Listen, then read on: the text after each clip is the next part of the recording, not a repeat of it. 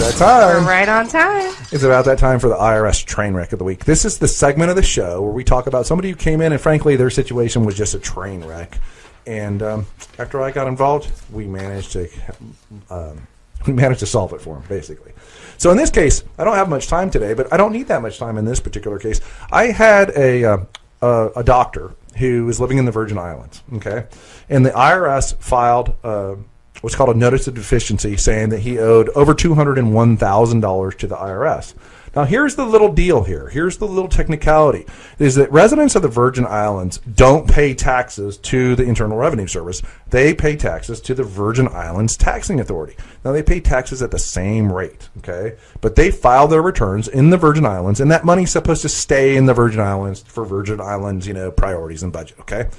But in this particular case, this doctor had some insurance 1099s that were issued from the mainland of the U.S. to his practice, all right? So when the IRS when the IRS saw that, they went ahead and tried to assess over $200,000 to him personally. Now, this happened to this gentleman like 2 or 3 years in a row, and I've handled all of them with success. But in this particular case, the IRS issued a notice of deficiency, which meant we had to sue the IRS because we disagreed with them.